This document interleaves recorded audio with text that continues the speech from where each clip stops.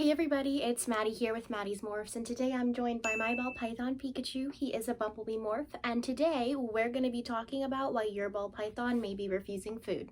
Let's get started.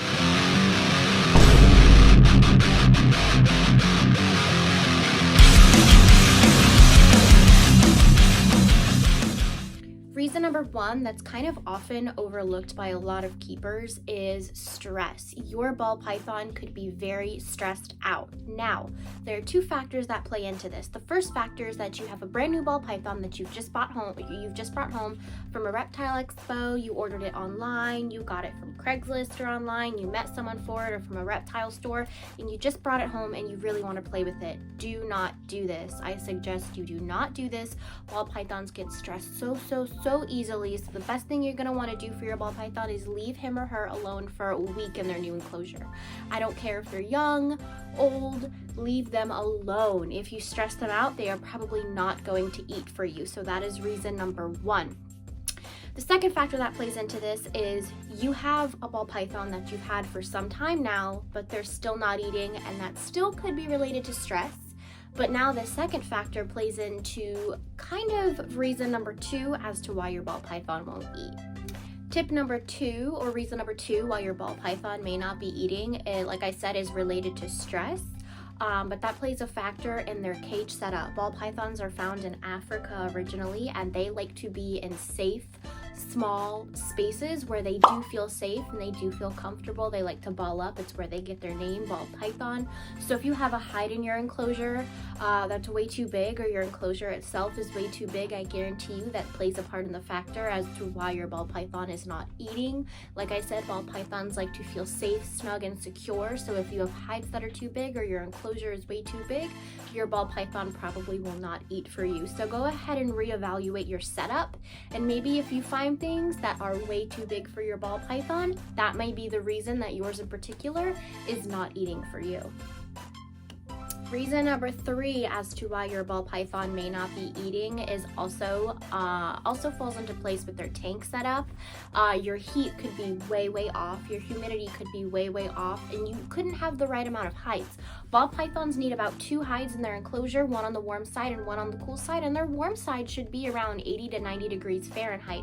So if those things are off, I would reevaluate your tank setup once again to make sure all of those parameters fit to a T, and your ball python may start eating again. Also, look at the foliage you have in your enclosure. Look at the decor you have in your enclosure. A ball python, like I said, wants to hide, but they also want to be in a place that's full of enrichment. So if they're happy, they're healthy and safe, they're going to be more inclined to eat for you. So that is reason number three. Reason number four as to why your ball python won't eat, and this is the last reason that I'm going to share with you today, is that your ball python could be in blue. And if you do not know what this means, I recommend you research it before you bring home a snake. I'm going to tell you right now that that means that your ball python could be in shed mode. So your ball python is about to shed. So sometimes when ball pythons are, Sometimes when ball pythons are about to shed, it's called being in blue, and they will refuse food for about a week or two. So that could be a reason, that could be something you have to consider. But if your ball python is not in shed and all of the parameters that I've listed above match to a T, and everything in your enclosure is perfect, and you know your ball python is not stressed, here's some things that you can try to get your ball python to eat. Tip number one, offer different sizes of rats and mice. Ideally, you should get your ball python on frozen thawed rats ASAP, but if they're still on mice, try different sizes. Maybe they do not like the size that you're offering. They're very picky animals, so I would go to the store and buy a bunch in bulk.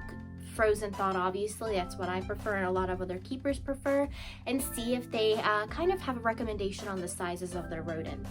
Tip number two is to leave your rats or mice in the enclosure overnight. And I can't stress this enough. I do not mean live. Live can hurt your snake.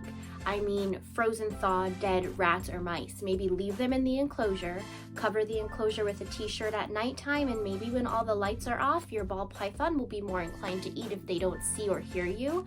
That's honestly worked for me. I've left a mouse in his enclosure while I went to bed before, and obviously frozen thawed, and he ate it in the morning. When I first got him, he was very, very shy, so that's something I definitely recommend trying. But like I said, make sure they're frozen thawed. Do not leave an alive rodent in the enclosure with your snake unsupervised.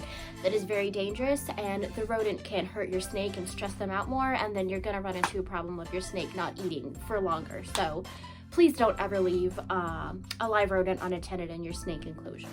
Tip number 3, I think this is tip number 3. I'm looking at my notes. Yes, it is tip number 3.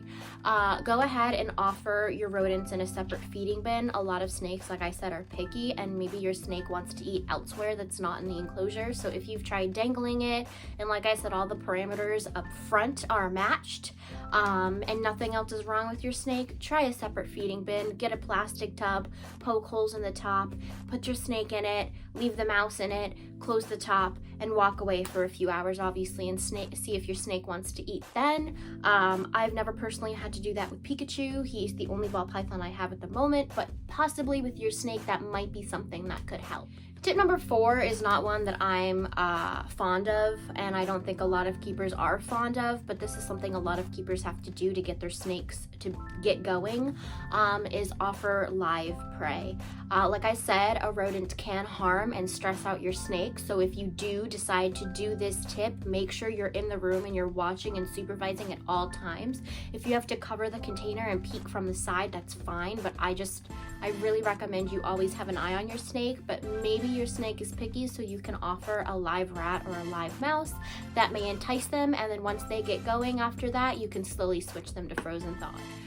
And last but not least, if your snake does not eat after all of the tips that I've mentioned, and if, like I said, your enclosure is perfect to a T, your heat, your humidity, your lighting, your hides, everything is perfect, your bedding is perfect, they have fresh water every day, then that's when I recommend taking your snake to the vet if you've absolutely tried everything on this list. There are a bunch of other videos online that do kind of mention the same things. He wants to be in my shirt. There are a lot of forums online that kind of mention the same things. I'm not really going to go into force feeding your snake, because if you're a beginner, I do not recommend doing that unless you've had a lot of experience with snakes, and even then that's something that's very iffy. So what I'm going to tell you from my experience is, if your snake doesn't eat after all of these things that I've mentioned, make an appointment with your local exotic vet and take your snake to the vet, and go ahead and possibly dive into an issue that could be greater than what's going on at home right now. Well, that is it. That is all Pikachu and I have for you in this video. I hope you guys enjoyed it. Please like, comment, and subscribe. Follow me on Instagram at Maddie's Morphs. I use it quite a lot, but you can see pictures of all my cute animals, including this bean right here. Please consider following me if you're not already. I have a Teespring linked in my Instagram bio as well. It would mean a lot if you did purchase my merch, and I will see you next time. Have a good one. Bye.